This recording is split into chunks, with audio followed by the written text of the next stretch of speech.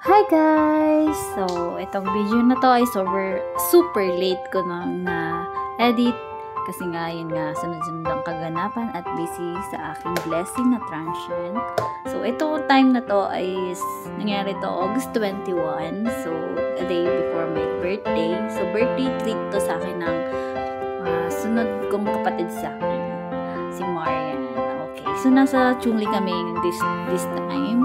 Sinundo niya ako sa train station para pumunta kami sa Venice Cinema para manood ng Barbie. So, matagal din kami hindi nagkita ng kapatid kong to kahit parehas kami nandito sa Taiwan kasi nga may work at busy sa mga buhay-buhay.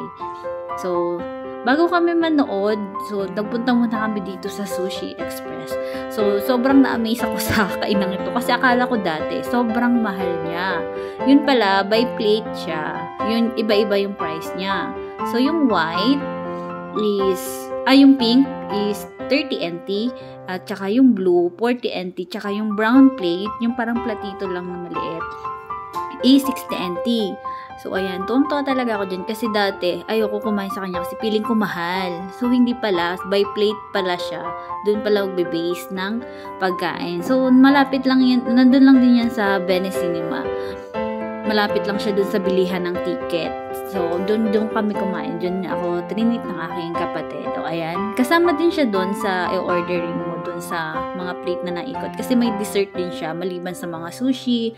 Ayun. At saka madami din siya. Meron din siyang mga salad, ganon, dun sa mga plate na yon na may takip. Tsaka meron ding mga dessert, may pudding. So, ikaw lang mamimili. And then, after nyong kumain, saka lang nila bibilangin yung plate, tsaka dun nila ibibase kung magkano lahat yung babayaran nyo. So, ang sarap din ng ice cream waffle na yan kasi honey flavor siya. So, sobrang nakaka-relax. So, eto na. Nasa baba na kami niyan ng sinihan. So, bago kami pumunta muna kami ng CR at sobrang na-amaze ako. Kasi, tingnan mo naman yung CR, besh. Ang galing, diba? Parang mayroong barkong, akala ko nga, magkamali ng pasok. Kasi ang ganda ng CR ng Venice Cinema, in fairness. Sa Chungli po yan. So, diba? Nakakatuwa lang picturean, nakakatuwang mag-picture dyan. And then, sobrang, lawak niya, tapos paikot siya yung design niya. Sobrang aesthetic, diba? So, CR muna kami para ma-relax or para hindi kami maihi sa CR. Kahit maiksi lang naman yung CR, yung sine ng Barbie. 1 hour lang siya. So, eto naman yung view niya after na. So, at tapos na nito ang aming pagsine ng Barbie. So, naiyak pa nga ako sa sinihan.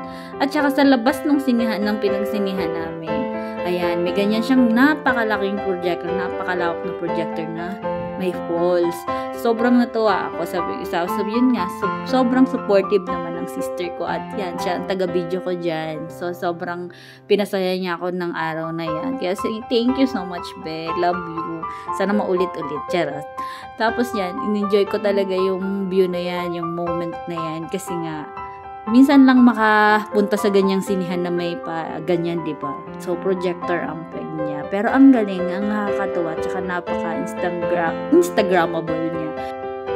So, ito, pauwi na kami. Pauwi na ako. Himatid niya ulit ako sa train station. Thank you for watching.